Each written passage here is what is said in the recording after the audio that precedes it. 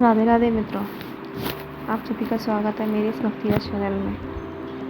तो चलिए, आज हम एक बहुत महत्वपूर्ण विषय पर चर्चा करने वाले हैं। अक्सर हमारे मन में सवाल आता है कि जब हम भगवान को शयन कराते हैं तो क्या हम उसके बाद उनका भजन कीर्तन कर सकते हैं?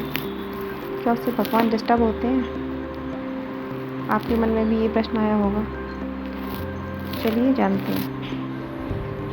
ये हमारे धर्म में भगवान को हम मानव के रूप में पूजते हैं। सब अपने अपने अलग अलग उनसे भाव रखते हैं। कोई पुत्र का भाव, कोई भाई का भाव, कोई सखा का, कोई स्वामी का, और उसी भाव से प्रत्येक मनुष्यों ने जगाता है, स्नान कराता है, भोग लगाता है, सुलाते हैं। यानी हम जो कुछ भी ये सब करते हैं वो अपने भाव के अनुसार करते हैं। असल में तो भगवान को सोने जागने की कोई ज़रूरत ही नहीं होती। वो तो सदा ही योग निद्रा में परमानंद में रहते हैं।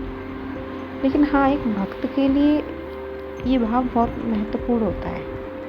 अच्छा, मैं आपसे पूछना चाहती हूँ कि जब आप भगवान को सुलाते हैं तो आप बताइए, आपके मन में कौन सा भाव रहता है? अगर आप उनसे भाई का भाव रखते होंगे तो आपको लगता है कि वो अपने भाई को रक्षाबंधन है तो राखी बांध रही हैं, खिला रही हैं, भाई को सुला रही। उसी तरीके से आप भगवान से जो भी बात शेयर करती होंगी अपने मन की, आपका बोलने का लहजा सब कुछ उसी तरीके से होगा जैसे कि एक भाई से बात करते हैं। तो ये हमारा भाव होता है। देखिए, शास्त्रों की बात सुने तो शास्त्रों में कहा गया है कि भगवान भावग्राही हैं, यानी कि वे हमारी पूजा में बाहरी नियम से ज़्यादा अंदर के भाव को देखते हैं। और ये बात हम सब जानते हैं कि दैनिक पूजा नियम से ज़्यादा हमारे अंदर की भक्ति मायने रखती है। अच्छा, हम इसको इस उदाहरण से समझ सकते हैं कि आपका बच्चा है, अभी रात को एकदम से सो के उठता है, आपसे कहे, आपको आवाज़ दे, तो आप क्या करेंगे? एकदम क्रोधित हो जाएंगे या प्यार से गले लगाएंगे, पूछेंगे? आप ही इसका आंसर दीजिए कि आप क्या करेंगे। और यही आंसर आपके इस सवाल के लिए भी है।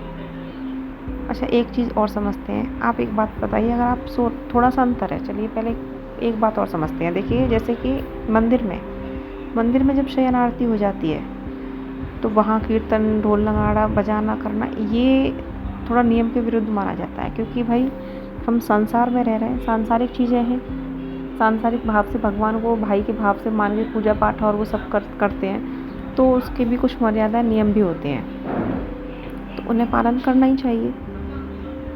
लेकिन अगर आप घर में हैं, घर में अपने भगवान को शयन कराने के बाद आप पूजा प्रार्थना कर सकते हैं। किस तरह कर सकते हैं? बिल्कुल उसी तरह। आपका बच्चा कोई सो रहा है, आप उसे बैठ के लोरी सुना रही हैं, तो अब आप बताइए कि आपकी लोरी सुनाने से या आप उसे कोई कहानी सुना रही हैं धीरे धीरे, मधुर स्वर में, शांत स्वर में, शांत वातावरण में, तो क्या वो डिस्टर्ब होगा या फिर उसे और अच्छी नींद आएगी? हाँ, यहीं पे अगर आप ज़ोर ज़ोर से कोई गाना बजा रही हैं, बात कर रही हैं, तो वो ज़रूर डिस्टर्ब होगा। यही सेम चीज़ भगवान के साथ होती है। अगर आप भगवान को शयन कराने के बाद आप अपने बिस्तर पे जाके भगवान को याद कर रहे हैं, उनकी कोई कथा याद कर रहे हैं, श्रवण कर रहे हैं, या कोई भजन गुनगुना रहे हैं, उनका नाम जप रहे हैं, तो उन्हें उससे और खुशी, प्रसन्नता मिलती है, उनका और आशीर्वाद आपके ऊपर आता है। वो नाराज़ नहीं होते।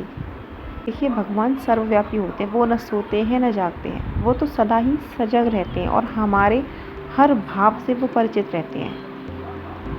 इसलिए भगवान को शयन कराना ये केवल हमारी भक्ति की एक परंपरा है, हमारी सेवा है, हमारी संतुष्टि के लिए, हमारी भक्ति की संतुष्टि के लिए।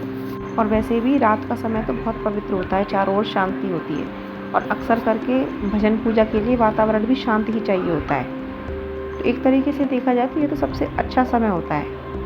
अगर हम धीरे धीरे भगवान का नाम ले रहे हैं तो हमारे भी मन को, आत्मा को शुद्धि मिलती है, संतुष्टि मिलती है, शांति मिलती है। इसलिए चाहे दिन हो या रात, आप किसी भी समय भजन कर सकते हैं, वो लाभ ही प्रदान करेगा। इस सब का निष्कर्ष यही है कि भगवान को आप शयन कराने के बाद बिल्कुल भजन कर सकते हैं, धीमी आवाज़ में, क्योंकि भगवान हमारी आवाज़ नहीं, हमारा भाव सुनते हैं। आप ज़ोर ज़ोर से करेंगे या धीरे धीरे करेंगे, भगवान के कानों तक सब आवाज़ पहुँचेगी। चिंता मत कीजिए, चाहे दिन में करें या रात में। राधे राधे, जय श्री कृष्ण। अगर वीडियो अच्छी लगी हो तो चैनल को सब्सक्राइब कीजिएगा, लाइक कीजिएगा।